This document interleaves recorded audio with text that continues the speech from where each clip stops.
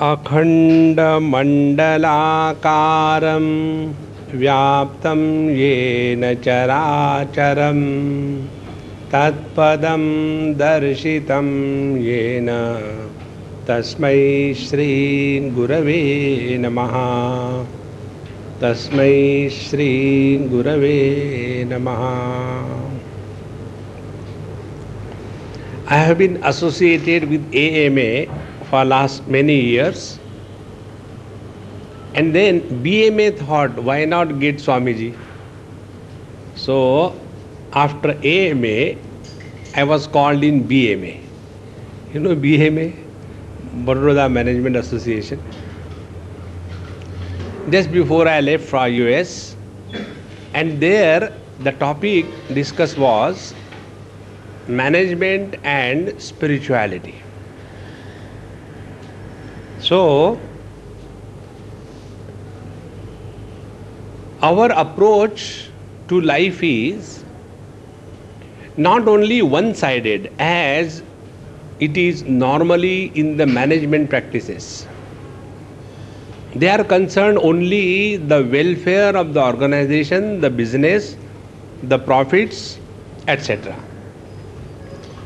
But as you know, lately they have discovered and place a new emphasis on the holistic approach in medicine.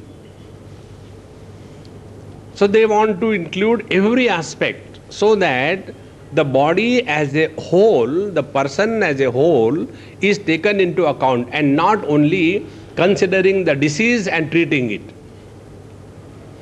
So also in management we are aiming at the holistic approach to management, because we might have achieved great success in the outer world in our own field, and if the net result of our total life is that we are totally isolated, feel lonely towards the evening of our life, what is the use of having great success in the external world and a total failure in the inner world?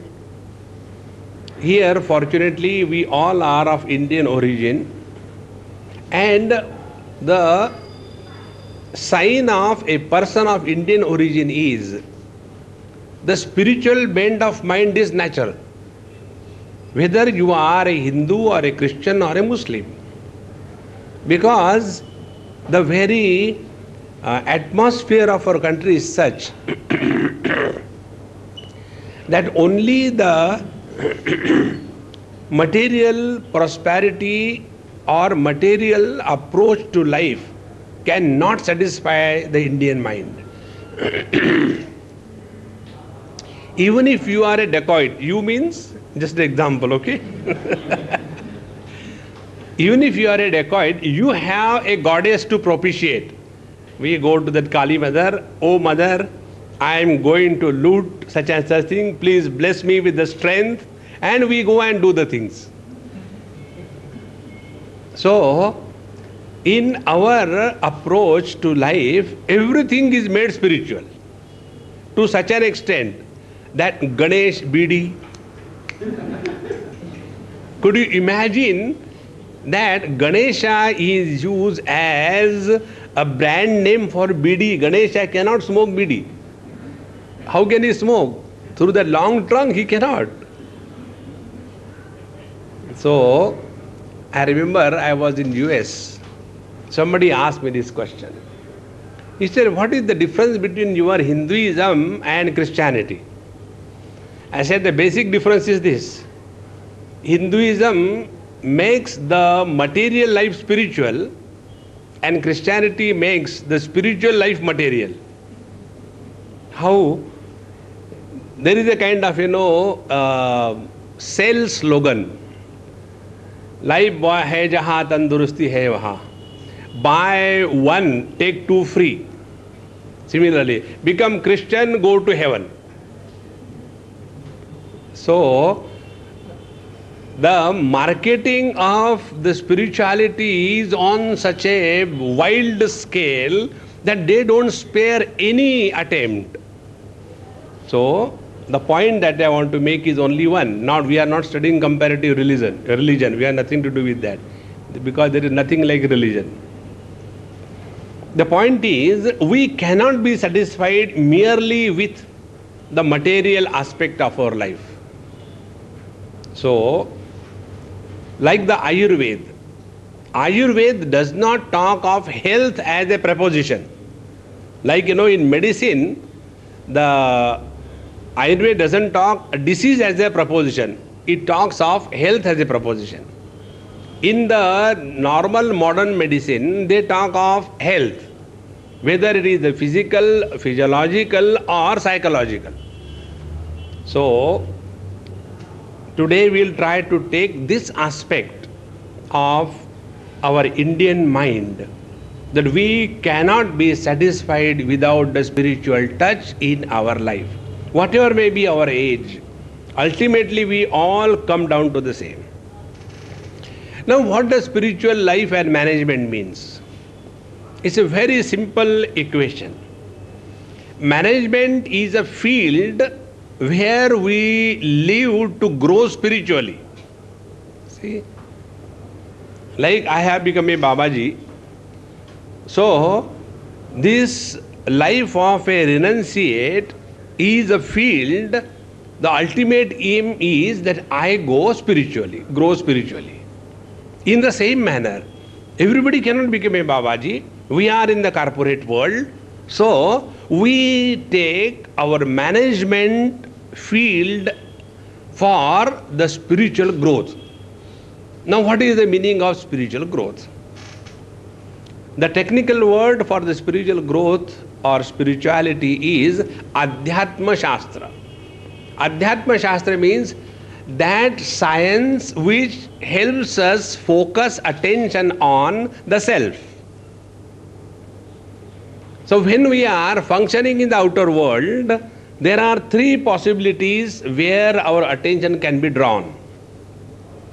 One, our attention can be drawn to evaluate the results in the outer world where we are functioning. Suppose I am in the marketing, sales.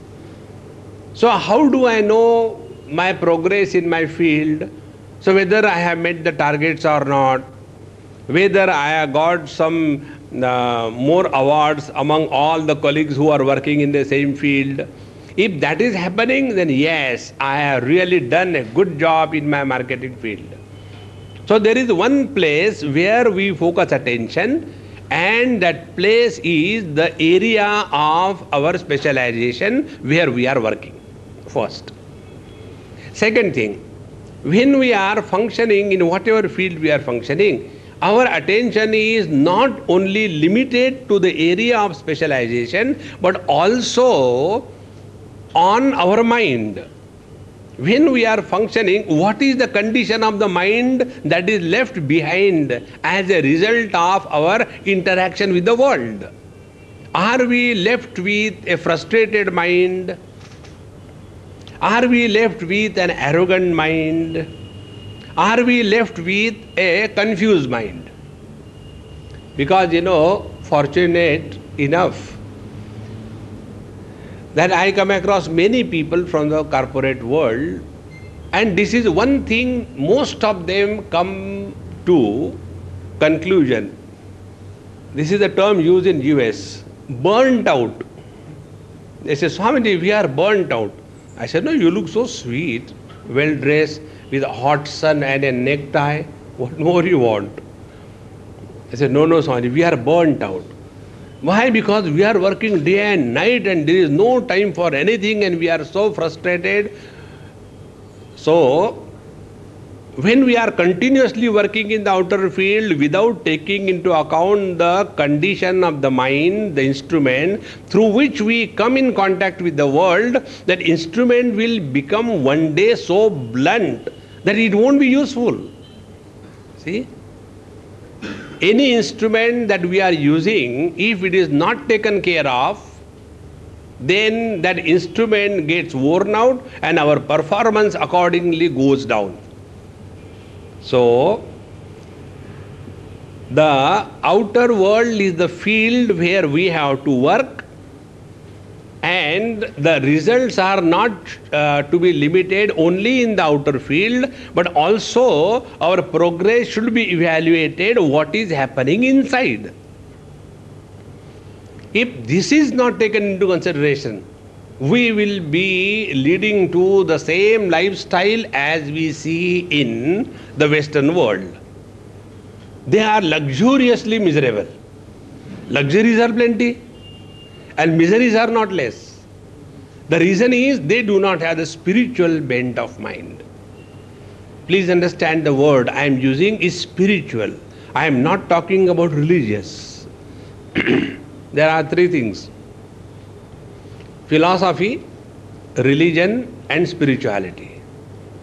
In philosophy there is no wisdom alive. In religion there is no God alive. It is only in the spirituality that the wisdom is enlivened and the God is also alive. So we are talking about spirituality. So when the spirituality is not included in the menu of our daily living, the result is we become extremely successful in the outer world but total failure in the inner world. One or two examples I'll give you. There is one lady in one of the Western countries. I know her for last many years. She suffered a terrible accident about 40 years before. So she is now 60 plus. And she had her children, they are grown up, then children also married, they also divorced, she also divorced. That is the requirement of the progressive life. So now she is so dilapidated like a Ashtavakra. When she walks, she can't walk properly, but totally independent, 100% independent. Doesn't take any help from anybody. She has her own car, everything she does. And the other day, when I was there for my spiritual camp, she comes regularly. And when I heard certain things, I was not knowing whether to cry or to laugh. After having lived such a life for such a long time, 60 plus, now the new love affair has started. And all the time the thinking is only about this. He gets me a beautiful flower, whenever he comes. You can imagine one Dadima with the grandchildren in our country is talking about the love affair to the grandson. Dad, you know my boyfriend, they call it boyfriend. He said, an old friend, what boyfriend? So the whole life become only so much matter oriented that becomes the only purpose of our existence. And friends, please remember, unless we come back to our roots, we will never find fulfillment in life. You all must have gone to many 5-star hotels, isn't it? One day or the other, one way or the other. But when do we find comfort? When we come back home. After we come back home, we'll pull our cot with a rassi and making all sound kar, kar, kar, put on our lungi and take a cup of tea with a broken edge and no ear, bahra cup, and then our lady at the home take tea, and then we take that masala Gujarati tea. Aha, Brahmanandam Paramasukadam Kevalam Jnanamurtim. Because when we come home, then only we are at home. Therefore, when we are functioning in the material world, in your whatever corporate area, what is important is that are we giving due importance to the inner quality or not? And that inner quality, if it is given importance, is it given importance only to appreciate and forget? I am terribly disturbed, I don't know. Like, when we tell the people, hey, come on, take life lightly, don't become serious. Remain cheerful and happy, things will be all right. When I say this thing, one lady the other day came and she bombarded me. Swamiji, get married and show how to be happy. Meaning what? Getting married and getting miserable is equivalent. See? Now if you justify that being married is alright to be being miserable, you cannot change yourself then. In the same manner, if you are working in the corporate world, do not justify that the pressure is so much that we become miserable. That is totally wrong proposition. So, when we have decided that we are going to focus attention on the inner climate in addition to looking into the results in the outer world, then we have taken today's topic into proper perspective. So, we must not ignore the importance of the inner climate. What is the inner climate? Inner climate is the discovery of the inner strength. Like we have seen hydroelectricity, from the water we produce electricity, then this nuclear electricity, by the fission we produce electricity, then the coal electricity, from the coal we produce. So in this manner we are harvesting various sources of energy which was going west to the extent of the air. The wind velocity is used to convert it into electricity. Now, why not we put some efforts to find out that this mental energy that all of us have, can we harvest it?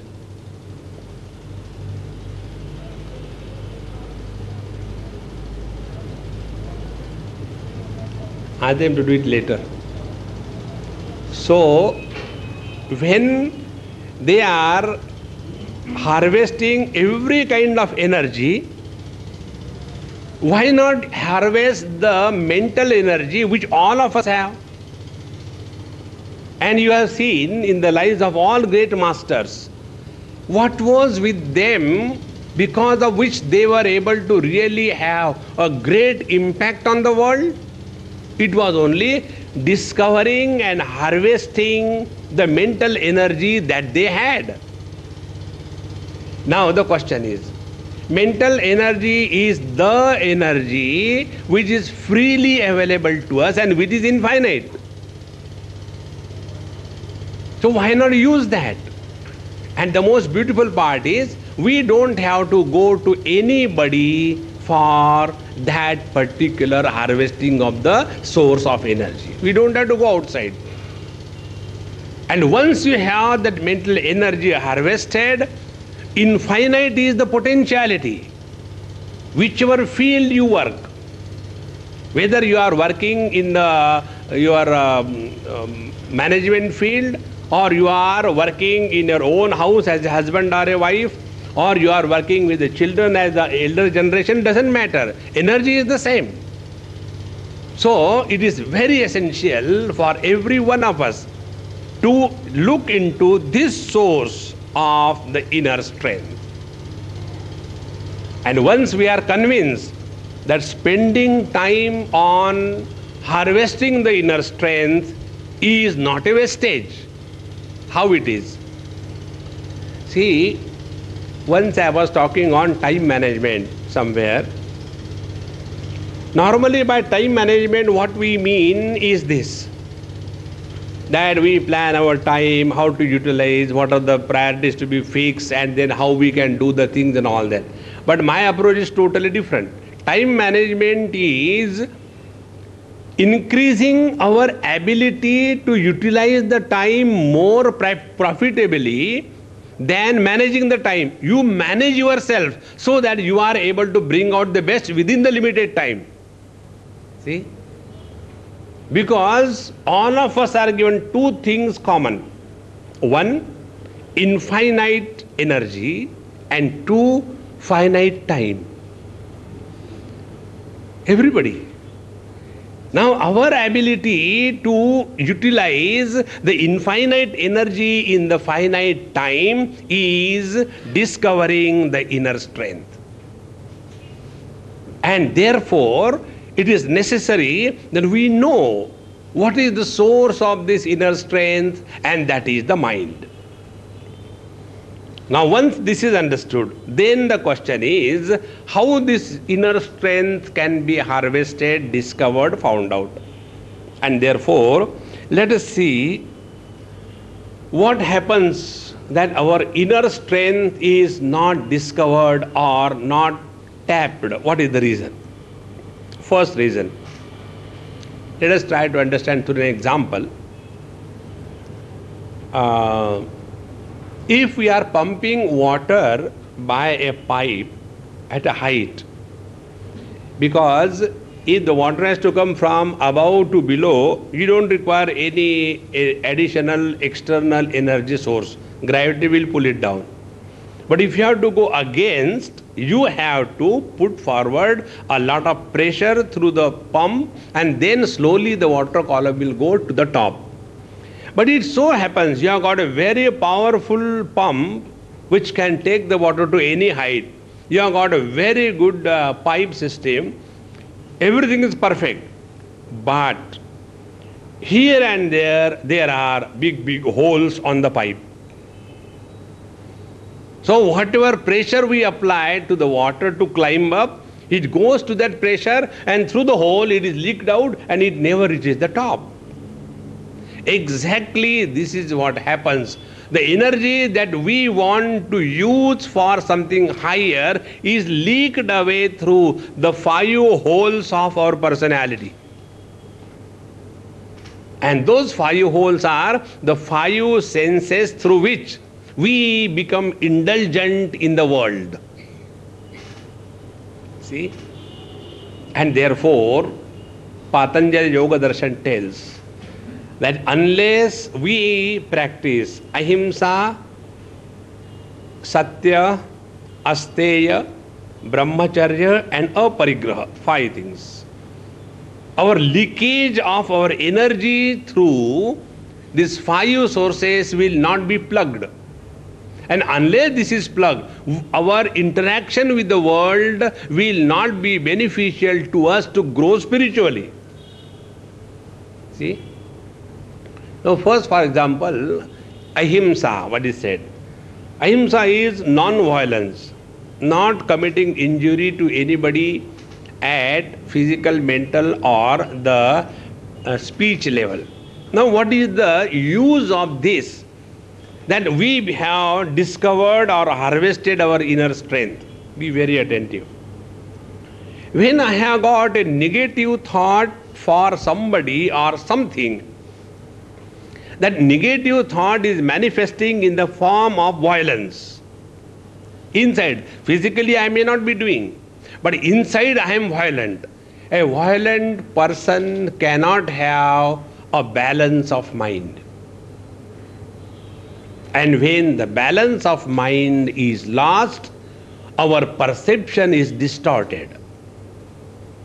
And when our perception is distorted, our interaction cannot be perfect.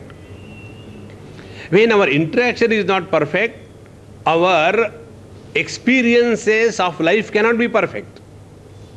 And when the experiences of life are not perfect, our life cannot be perfect. So where from we started?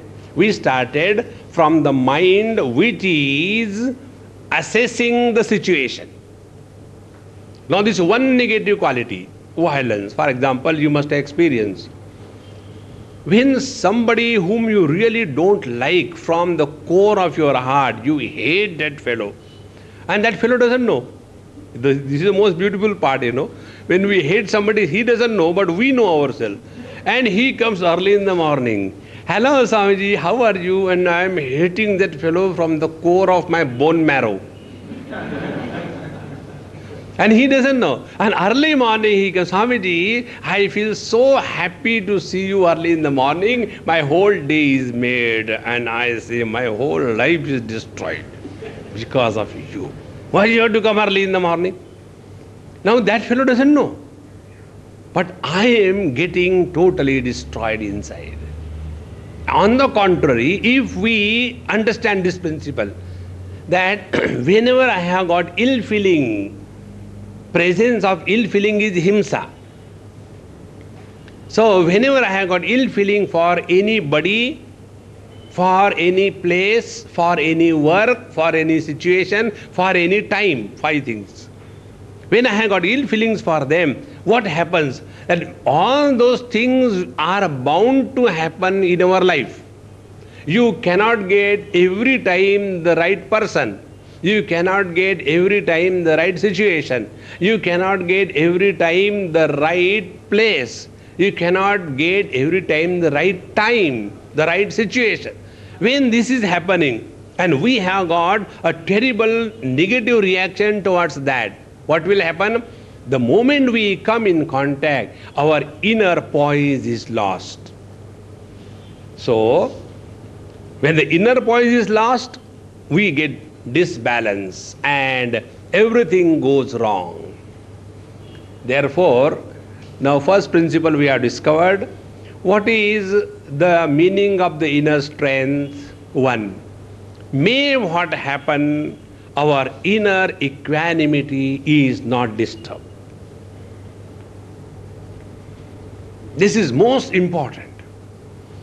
And this you will see in common places. I have a friend, a Sindhi friend. He has got a very good business in cloth and these saris and all kinds of things. And one day I went, he said, Swami, please come to our shop and bless.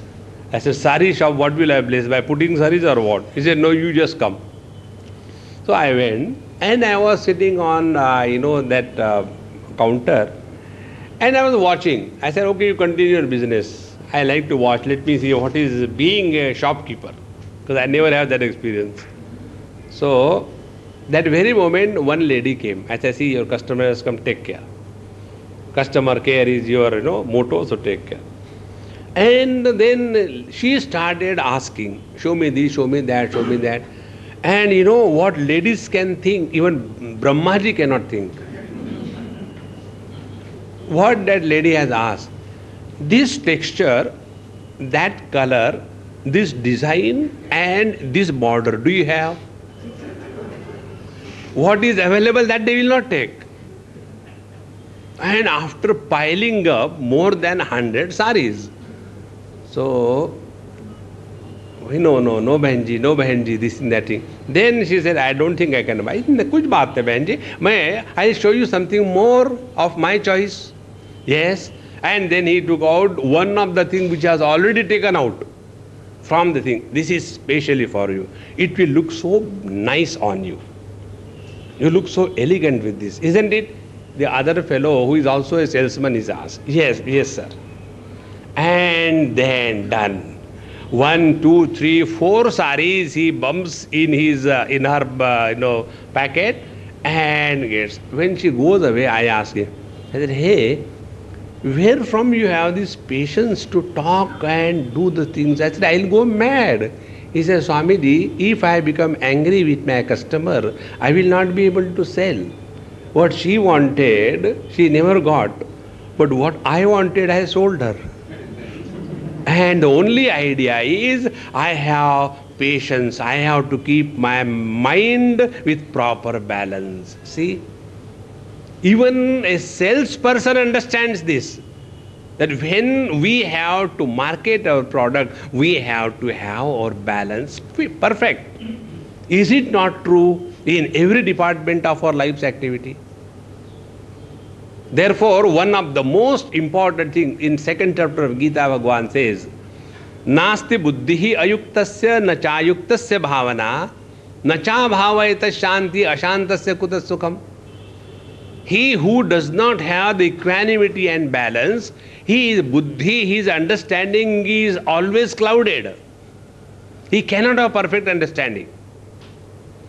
Then bhavana, nachayuktasya bhavana. He who doesn't have the equanimity, he is not able to understand others. He always misunderstands because he himself is disturbed. Like they say, सावन के अंधे को हर जगह हरा नजर आता है. So if I am disturbed, the whole world is bad. If I am at peace, oh, everything is so beautiful. Therefore, second thing, when we have balanced mind, we are able to appreciate, understand the situations very well. When we have balanced mind, we are able to appreciate the other people's standpoint also. Because we are able to go and stand in his shoes and appreciate. And third, nacha bhavayata shantihi.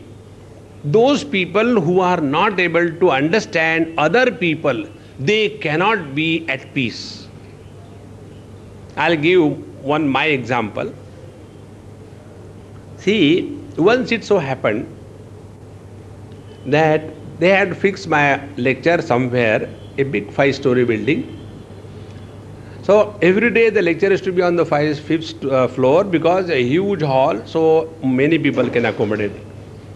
One day it so happened that after the third day, when I went for my talk, that watchman told me that Swamiji, today your lecture is on the ground floor, don't go up. I said, all right, mujhe kya upar jana hai, I have to leave long. So I stayed there. And they had made all arrangements like this, TV camera and everything they have made arrangement. Audience was sitting, I had to just go and start. Then suddenly from nowhere the trustee comes. And you know the trustee are the one who should not be trusted. So the trustee comes. And when the trustee comes, he says, no, how can you have your lecture here? This hall is smaller and that is bigger hall. Who told you? I said, I don't know, your watchman told. No, it can't be done here. I said, all right. And then he shifted everything up there, including the audience, the whole system and everything. And I was sitting in some room. I said, okay, when you finish, you call me. And one person was sitting. He said, Swamiji, are you not disturbed? When they are just changed like this, they make you dance, go here, go there.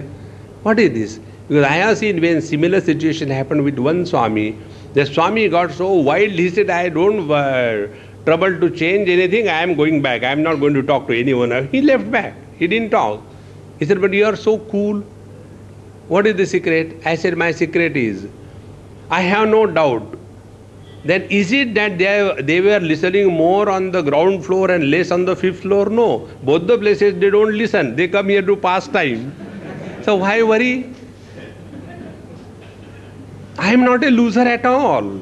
If I become disturbed, then alone I am a loser. Please understand, the real wealth, the real achievement, the real success in our life is we are at peace all the time. See? And if we are not at peace, ashantasya kutas sukham. Can somebody say like this, I am so disturbed, but I am so happy? It cannot be. A disturbed person cannot be happy. And ultimately we are all aiming at only that one principle, that we are all wanting to come back home, the source of all happiness. Therefore, the inner strength is in the mind. Second, the inner strength is the equanimity of the mind. The third thing, when we are able to discover and maintain this equanimity, our understanding of the situation is perfect. We are able to understand the other point of view. And third, with the peace of mind, which is the result of the equanimity, we are able to discover happiness in the midst of all the turmoils in the world. See? That is why the inner strength should not be taken as an avenue to retire when we are totally failure in the world. No. Inner strength is possible not because of the external situations. Inner strength is possible when you have worked directly, positively on this particular project. You must have come across the latest disease among the not so old people, and the latest disease is an attack by a virus. It's called as the VRS virus. You know the VRS virus? In the SMS language, the virus is spelled as VRS. So what happens with the VRS virus? They are withdrawing from the active life, and now there is no work. I will be simply sitting at home and do sadhana. What sadhana? Right from morning till evening, eat the heads of the ladies at home. What is there for the tea? What is there for the lunch? The same subject you are preparing last 3 days. What is there for the evening tea? For the dinner? Nothing else. Friends, please remember, not having problems in life is not the way to achieve balance. Those who have problems, they alone can achieve balance. Our problem is like what, Swamiji, I don't get sleep when I get up from the sleep. What I should do? This is our problem. Our problem is, I don't feel hungry after I had taken my food. What should I do? In the same manner, I don't have any difficulty, any problem, and that is a problem. Therefore, please understand, equanimity, the inner strength, has to be discovered while we are actively involved in our life, and never imagine that after virus attack, after retirement, after dignified, forceful retirement, is called as VRS. After that, I will attain peace is only a dream. Therefore, friends, this inner strength that we are all seeking is developed from this principle of self-control. The first is when we are indulging with the world through our senses. The principle we have seen first is the ahimsa, where our attention is, if we are bitter, angry, vengeant, we lose our cool, and as a result, our abilities go down. Second thing, Satyam. These are all the points where we can discover the inner strength. Satyam. This happened in US. I was in probably San Jose, and I was talking on some topic. And there, most, San Jose is Silicon Valley. So all the people were 90% softies. Some of them were hardies also. Most of them softies. So I had to talk in their language.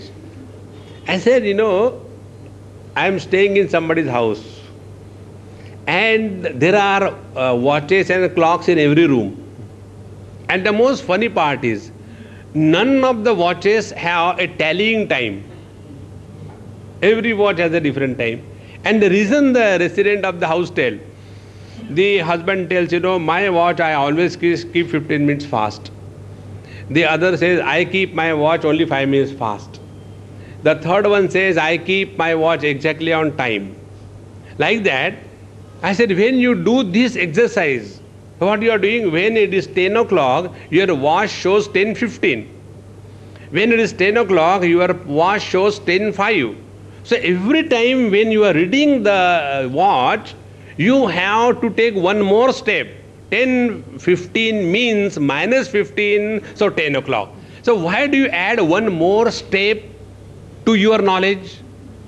When you write the software, you reduce the number of steps, isn't it? Why add one more step? Shortcuts. You must have seen it on your desktop. Shortcuts, you paste it there and directly you can open.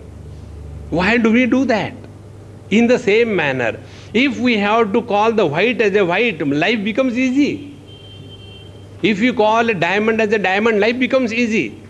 But what happens? All the time our efforts and strength and energy goes only in this. We say something, but we mean something. And that creates a disbalance in our mind. See, friends, Satya, I don't want to give a lecture on Satya, Satyameva Jayate and all that. No, a simple thing in life. When we are able to accept the thing as they are, you are undisturbed.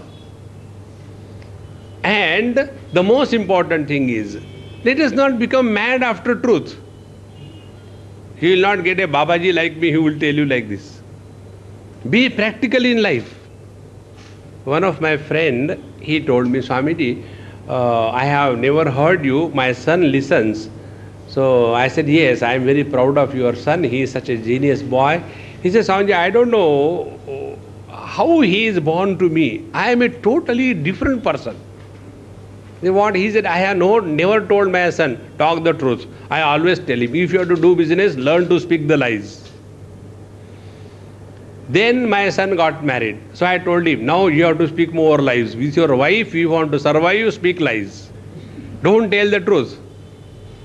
And I sincerely tell, openly tell, truth does not survive in this world. What he means is, let us be practical in life. There is no need to make prestige issue out of every small little thing. So what is the Satya? Satya is that when the things can, suppose you are coming here, suppose you are late. First of all, there is no need to justify to anybody. Nobody is asking you. You are late, because we don't care for anybody in this world. Even if you don't come, it doesn't make any difference. Isn't it? But our own mind starts pulling a tug of war. Actually, I started coming, but it started pouring over there, and I couldn't get a taxi, and this happened, that happened. We make a story and come, and we feel that we have justified our delay. In fact, nobody wanted to know. See? Therefore, Satya is that approach to life by which we do not create unwanted disturbances by our own mind's projection. Then your inner strength will be developed, it will not be leaked away. Otherwise, the more you justify, the more your inner strength goes away. We don't have to justify anything to anybody in this world. Please understand this. We don't have to justify. So, then the third is Asteya. Now, what is the meaning of Asteya? Asteya means we must not have the government of India's policy in our lifestyle. What is the government of India's policy? Reservation and concession. That has destroyed our country. If we apply the same reservation and concession in actual life, we will destroy ourselves. Never accept anything unless we have worked for it. Let us not live on charity. Swamiji, you are a Swamiji and you are telling not live on charity. Yes. Never live on charity. When we accept anything in this world as a bonus, we are beggars. See? The owner of a big meal, he gives bonus to the laborers. He doesn't give bonus to himself. Why not we be the master? Why accept anything free from anybody? Like the American system. There is nothing like free dinner in this world. You have to work for that. The day we give up this attitude of some kind of special treatment to us on account of some criteria, our life's orientation will change. Like this is what I was telling you. See what is happening. Suppose there is a person who has got some physical weakness. So should we make that person strong or more weak? Naturally strong. So help him only with regard to that weakness what he has. For example, if his legs are weak, provide him with the crutches, but thereafter let him live his life. But then providing throughout life all the facilities, whether he deserves or he doesn't deserve, he becomes only a creeper. And a creeper cannot survive long, he will be crushed. Nobody can sit below the creeper as a shelter. Nobody can do that. Are we wanting to make the creeper out of our life, or we want to become a strong oak tree which can support many? Let us decide that. Therefore, friends, this is very important. Let us not accept or think even of anything that we get free in this world. No. That is the highest theft. This is how, you have seen, these days newspapers are flooded with the same news. 50% marks, 21 lakhs donation, become a doctor, reduce the population.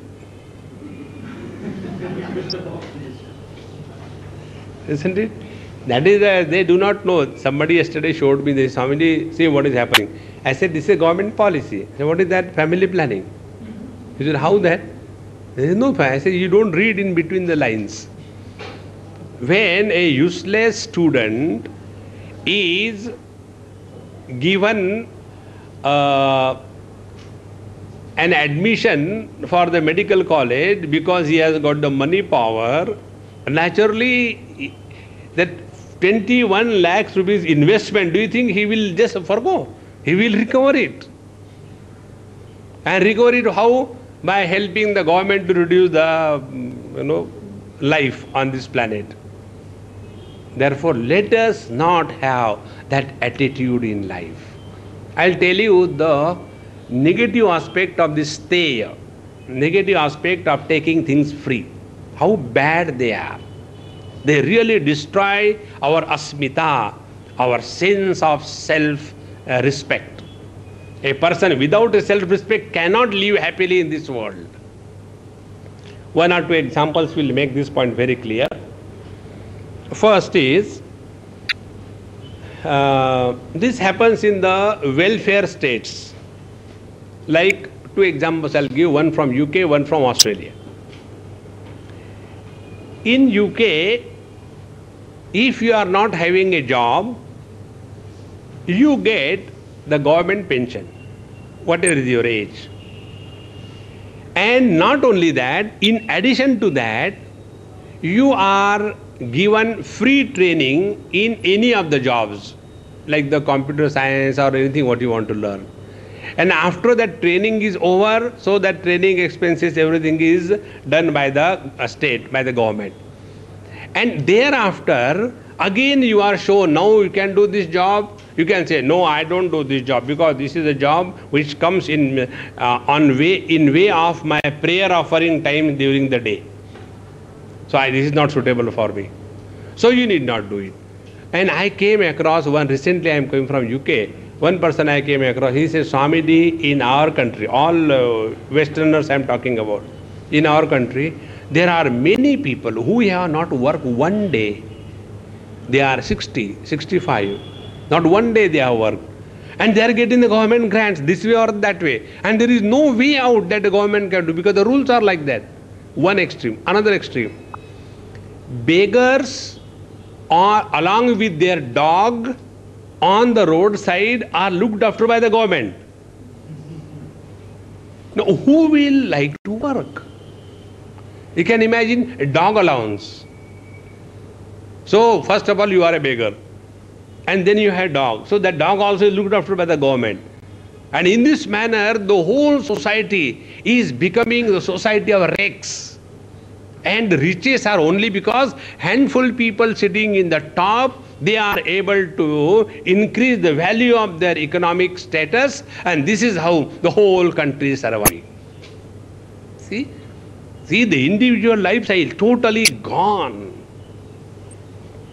Go to Australia. One lady who used to come for work in my friend's house, I asked my friend, I said, hey, how much you pay this lady?